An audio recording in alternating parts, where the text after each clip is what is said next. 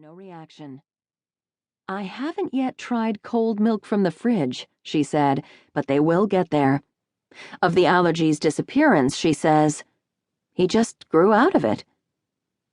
When she says this, I can't help but wonder, did he really grow out of it, or did she accidentally desensitize him? The conversation paused. I was not sure what to say in response. The experts I had been talking to recently would suspect the latter. By feeding Henry allergens early and often, Tricia helped Henry's immune system learn these were safe foods. Should I tell her? In journalism classes, I was taught to stay mostly silent when conducting an interview.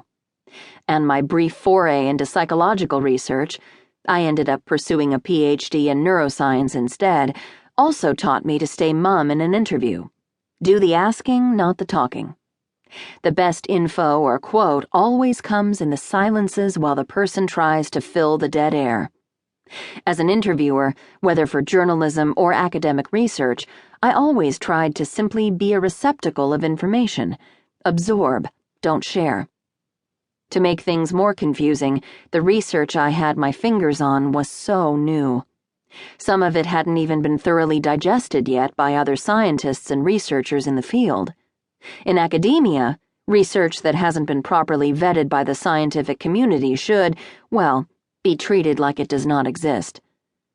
I resolved to keep my mouth shut.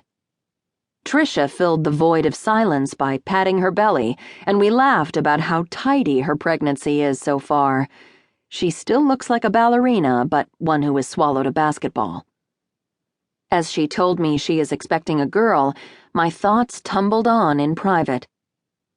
If her daughter exhibits similar problems, Tricia will surely try cutting out dairy and soy right away. But would she bother doing the food challenges again? Would she go back to the same dietitian who kept harping on her? Would she set herself up for a repeat scenario of stress and darkness? Or would she just wait a couple years, avoiding allergens, with the possibly misguided understanding that eventually her daughter would just grow out of it? Projecting myself into Tricia's future with a baby and a preschooler to keep tabs on, I imagined her deciding not to torture her daughter with food challenges the way she did her son. Don't worry, as we'll see, there is a way to introduce allergens without torture. Skipping the food challenges would save her whole household from the stress of a sick, sleepless baby. She could just wait, I imagined her thinking, until her daughter outgrew it. But would her daughter grow out of it if she wasn't regularly exposed to small amounts of milk the way her brother was? The majority of kids do outgrow dairy and soy allergies, but many carry the allergy into adulthood, and for some, it can become life-threatening. Not only does the baby in Tricia's tummy have an increased risk of food allergies due to her brother's condition, she also has a family history of serious autoimmune disorders. Autoimmune diseases and allergies are both on the rise for unexplained, presumably modern reasons. It is unclear whether one is a risk factor for the other, but it seems that the so-called modern lifestyle, which has its many perks, including relatively low rates of infectious diseases, is also likely having various effects on the immune systems of many people. In my own family, I have 2 young cousins with type 1 diabetes, and my brother and I have celiac disease, an autoimmune disorder where gluten damages the small intestine.